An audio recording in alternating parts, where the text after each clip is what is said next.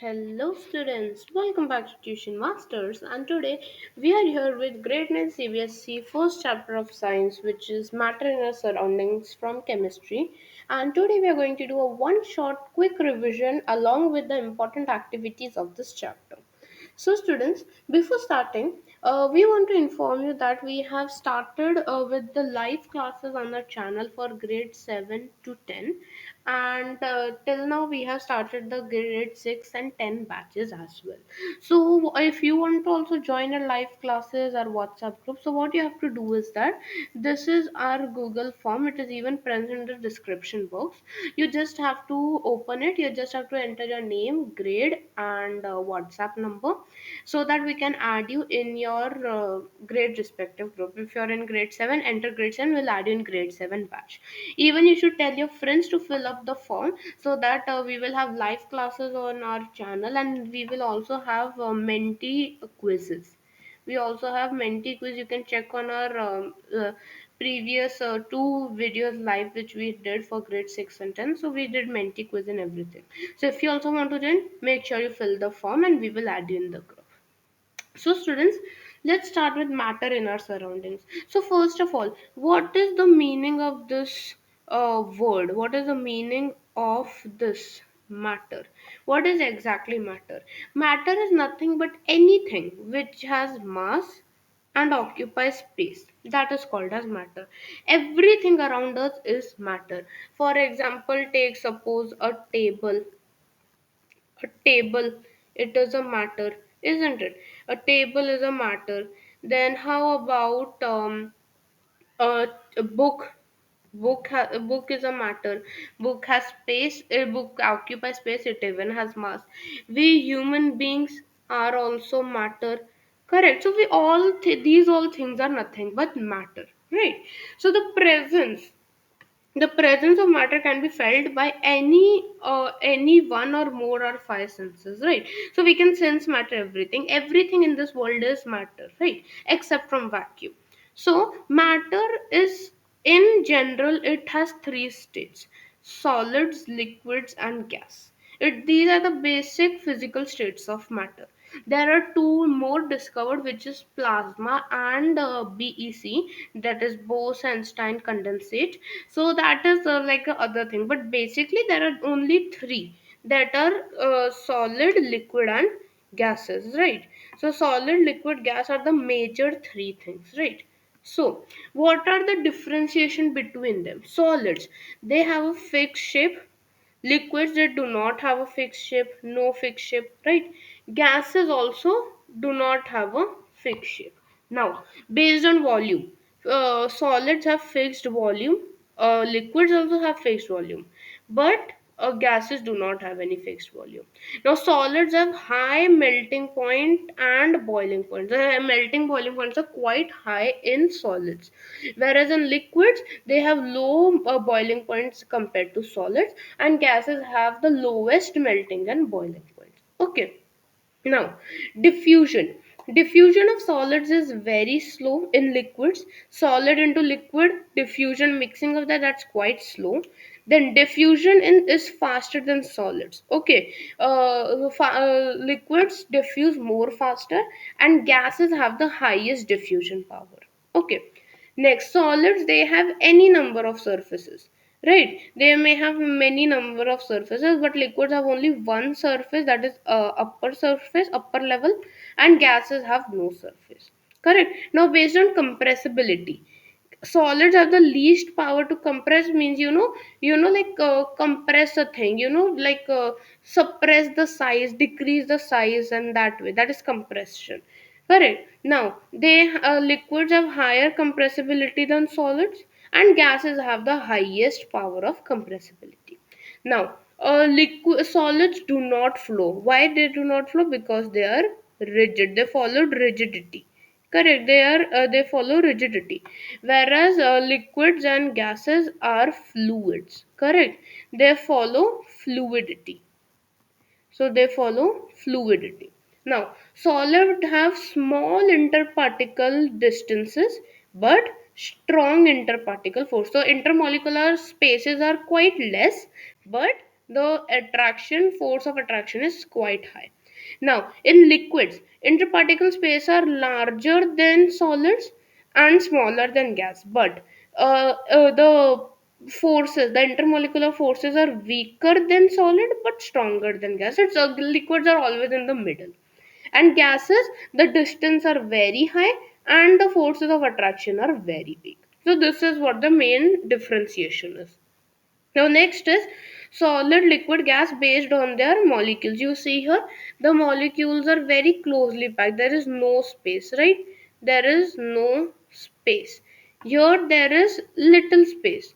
Correct. Compared to solid there is more space. Whereas in gas there is too much space. Correct. There is too much space. Correct. There is too much space present in gases. Now, the states of matter are interconvertible. What do I mean by interconvertible? Interconvertible means that we can convert solid to liquid, then we can convert liquid to gas, then we can convert the solid to gas, then we can convert gas to liquid, and all this interconversion can take place. We will study that ahead. Now, the state of matter can be changed by changing the temperature or pressure. So basically it depends upon two things, either by pressure or either by temperature the state will change. So when we apply pressure and reduce the temperature, we can liquefy the gas, means we can condensate the gas. Now, for example, solid CO2, carbon dioxide, it gets converted to gaseous state on decrease of temperature to 1 atmosphere without changing into liquids. Due to this fact, solid CO2 is also known as dry ice. So basically, it is a process of sublimation. So sublimation is nothing but wherein a solid gets converted into a gas without going through the liquid state, like dry ice. That is what sublimation is. Now this is the very important graph. Let me explain you now what are all these processes. Now see here. What we have is, now we have these many conversions: solid to liquid, liquid to solid, liquid to gas, gas to liquid, solid to gas, gas to solid. We have these conversions now. Alright, now we have to understand each and them. Now solid to liquid. If I have ice, okay, ice is solid, I want to convert it to liquid, so I use fusion, or you can say melting. I melt it, so it converts to liquid. Now liquid to solid means solidification, or what you can say it is freezing. Correct. It is freezing. Now, liquid to gas condensation. If I have liquid and to convert it to a gas, what will I do? I will condense the liquid, it will convert into a gas. Now, gas to liquid is vaporization. Vaporization means that, sorry, okay, no, wait, there's a mistake here. It's marked wrong. It should be like this, and this is like this. Basically what happens is, when we convert liquid to gas, that is vaporization, and when we convert gas to liquid, that is condensation. Okay, this is the graph. So yeah, now see this. Condensation means that if I have a gas, I will cool the gas, it will convert to liquid, right? It is nothing but this is nothing but a cooling process. This is cooling. Now, vaporization means that I will convert it into vapors. I will boil it. If I boil water, what happens? It will convert into vapors. Now, that is nothing but a gas. So, we say that that is the gaseous process. Now, instead of going through long processes, solid can directly also go through the process of gas. Now, this is the process of sublimation, where solid gets converted into gas without going through a liquid state. Okay, and gas to solid again can be done by cooling. By cooling, right? Sublimation, I said, for example, dry ice, then camphor, ammonium chloride, which will see here, all of these are example of sublimators, right? They can directly convert their solid state to gas. Even naphthalene balls also, they are also converted to gas. Okay, So these are the basic interconversions.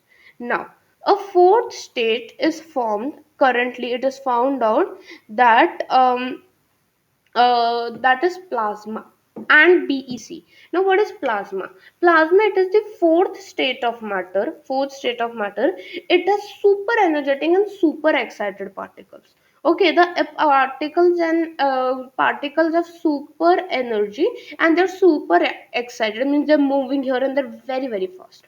Okay, now these particles are in the form of ionized gases. They are the ionized gases. Now the plasma, which is found in the stars, it is due to the high temperature. It is due to the high temperature. Similarly, the glowing plasma is formed in fluorescent tubes also and neon sign clubs also. You might have bulbs also. Sorry, you might have seen that in some places. It's like very attractively. It's written like this, like I'm writing a neon. It's entirely glowing, right? It glows, correct? It glows, and then you can see the light coming out of those bulbs, right? That is nothing but a plasma state. That is nothing but the plasma state. So these devices contain inert gases which get ionized due to the passage of electric current. And the color of this glowing plasma will depend on the nature of gas. So that is what plasma. It is super energetic and super excited particles. Similarly, we have one more thing which is named as BEC, Bose and condensate, that based on the gases. So yes, we don't need to learn in detail about that. Now, next one, sublimation. What is sublimation? It is the process in which a solid gets converted into gas without going through the liquid state. That is nothing but sublimation. Next, melting or fusion. Fusion is what? See, fusion is solid to liquid. That is fusion. So the process where a solid changes into liquid by absorbing heat at a constant temperature. That is fusion. Next is solidification. Solidification means liquid to solid. So the process where the liquid changes into solid by giving out a heat at constant temperature. So in fusion, solid takes the heat, whereas in solidification, the liquid gives out the heat. Okay. Then condensation. Condensation is gas to liquid. So, the process where a gas changes into liquid state by giving out heat, and vaporization is the opposite, where the liquid changes into gas by absorbing heat. Simple, right? Now, boiling. What is boiling? Boiling is nothing but a bulk phenomenon. It happens in bulk, and particles from the whole of the liquid change into a vapor state. All of them start at once. So that is what is known as a bulk process. The change of state from liquid to vapor at any temperature is called evaporation. Evaporation means that it can change at any temperature. Whereas vaporization or boiling means that at a specific, the boiling point, at that only it will start to convert. So that is the difference between evaporation and boiling.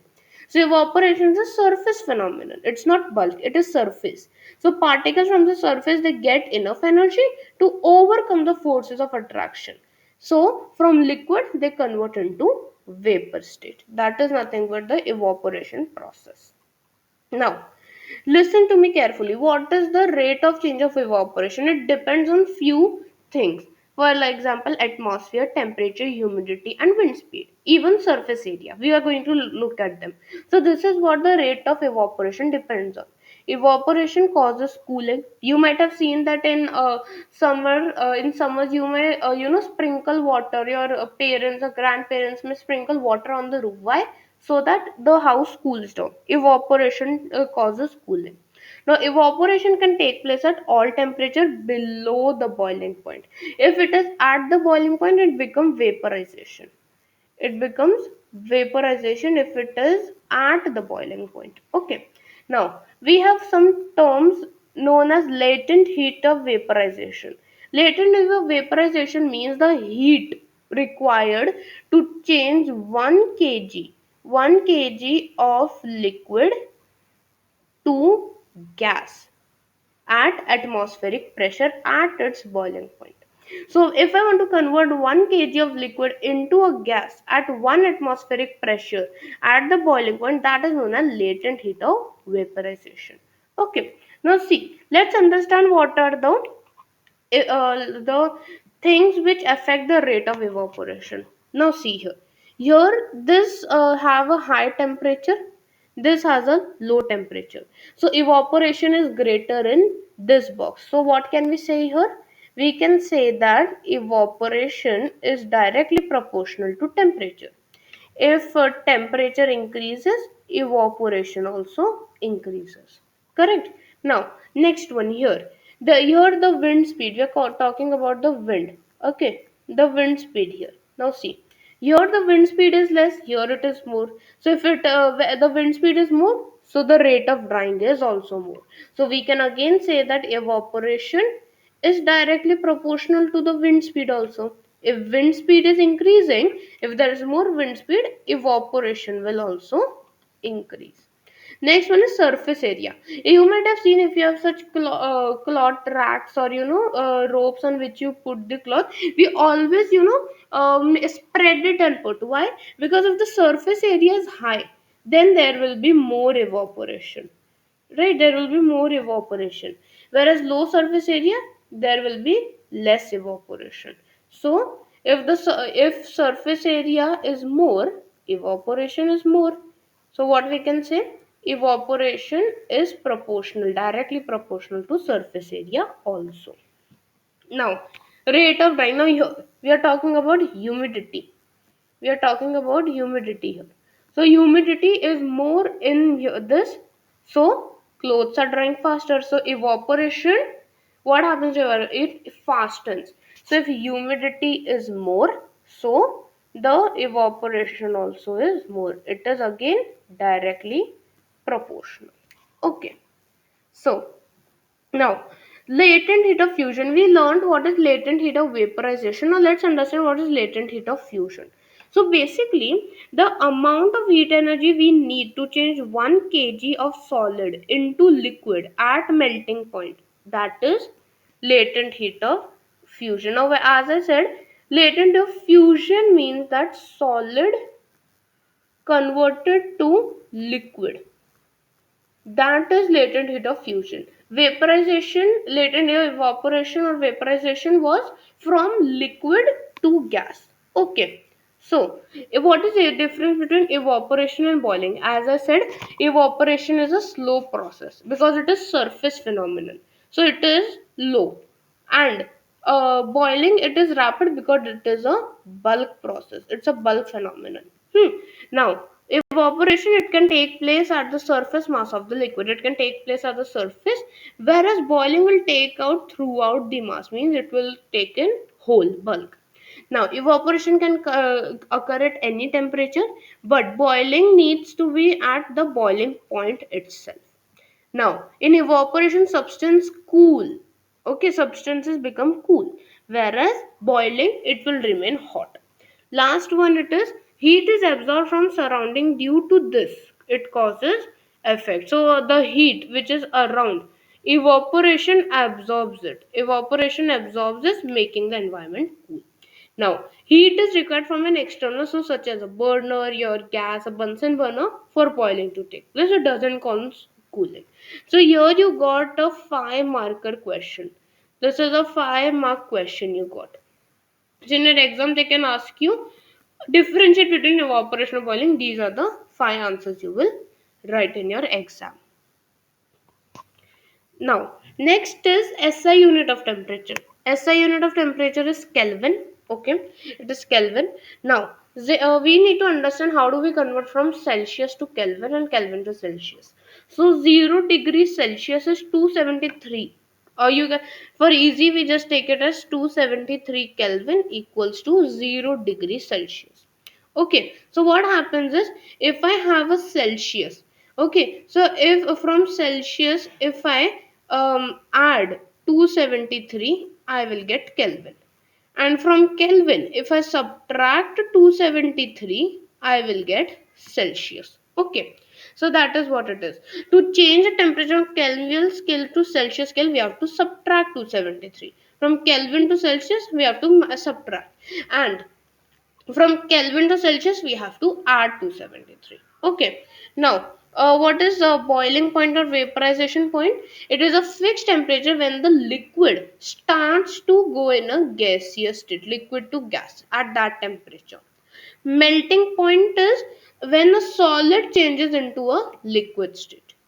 Now, evaporation produces cooling. Why? Because the particles at the surface of the liquid gain energy from the surroundings. Okay, and that changes it into the vapor. Thereby, it produces a cooling effect. All right. Now, this thing, a sponge can be compressed although it is a solid. Why? This is a very important question. Now, solid is a sponge is a solid, but still we can compress it easily. Why is it so? Because it has minute holes in it. Now, if you have seen a sponge, there are like so tiny holes in it, like there are air pockets in it. So in that, the air is trapped. The air is trapped in that. So when we press it, the air like it expels, and then sponge gets compressed. That is the reason. Now, temperature remains constant during change of state. We will see that in the activity also. The temperature remains constant at its melting and boiling points. Why?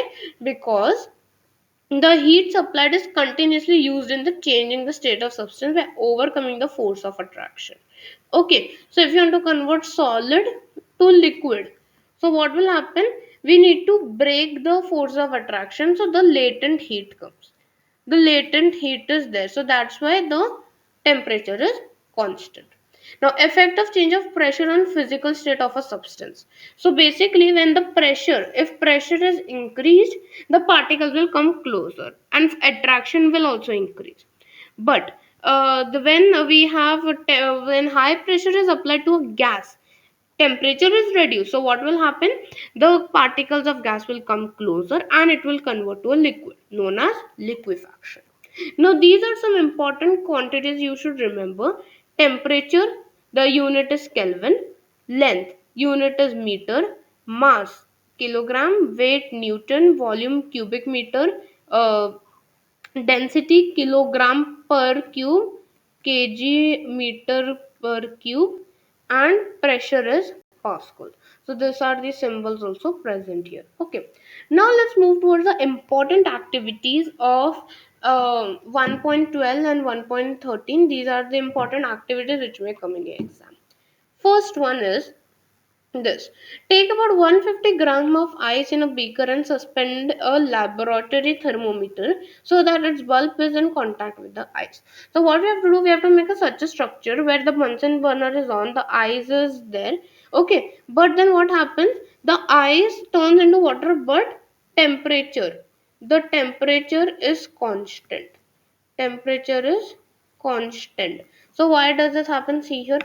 We start heating the beaker on a low flame. Now, temperature, when the ice starts melting, we note the temperature. Now, when all the ice is converted to water, then we note the temperature. Now, we put a glass rod in the beaker and start heating while we store the water. Now, we should keep an eye on the thermometer. What happens? The temperature is constant here.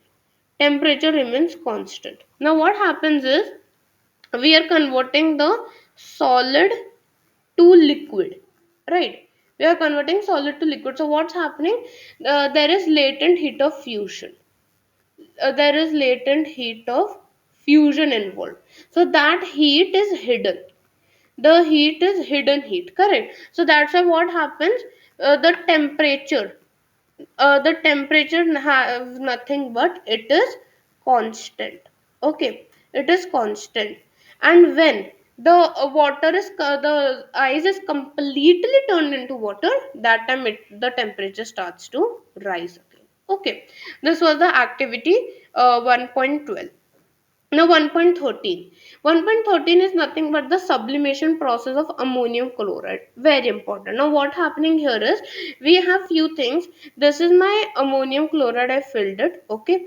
I in a china dish I kept an inverted funnel. I closed the opening from a cotton plug. Now what happens when I heat it? This ammonium chloride directly converts into vapors. It converts into vapors. Now that vapors condense. Okay, they condense, and what happens? They are back here in the form of solid. So that's the process taking place of sublimation. So what's happening here in sublimation? The what we say, the thing we had, ammonium chloride. Yes, yeah. See this. So what's happening here? The ammonium chloride is getting converted to vapors. Okay, it's converting to vapors. But we have a cotton plug. Correct? We have a cotton plug. It is stopping the gas to release. This cotton plug is stopping the gas to release out. So what's happening? That the vapors turn back into solid ammonium chloride. They turn into solid ammonium chloride. So what's happening? It is converted to ammonium chloride. The solid is converted to gas without liquid state. Without going through the liquid state, it is converted into gas. So that is what sublimation is. So in an exam they can even ask you that draw a diagram and explain. So what you have to do is, first you have to show that we have a Bunsen burner, we have a china dish. On china dish I have kept the what do you say, ammonium chloride. Now what happens, the vapors of ammonium chloride are there. Okay, now due to this cotton plug, the chloride, the gas cannot escape. So if it doesn't escape, so what happens, it gets trapped in and it converts into solid ammonium chloride. What is it? It's the process of sublimation, where a solid is changing into gas with no liquid state. Without going through liquid state, it's converting into gas. Alright, students. So, thank you so much, students, for watching today's video. Don't forget to hit the like button, share this video with your friends, and even hit the bell icon to get regular notifications. Also, don't forget to fill this form with like, tell your friends also to fill it. You also fill it so that you can come with us in our WhatsApp groups, and even you can get free live classes on our channel with quizzes and everything. So don't forget to fill the form, enter your mobile number, and we will be adding you. So thank you again. I'll be seeing you in the next video next week. Till then, take care and good.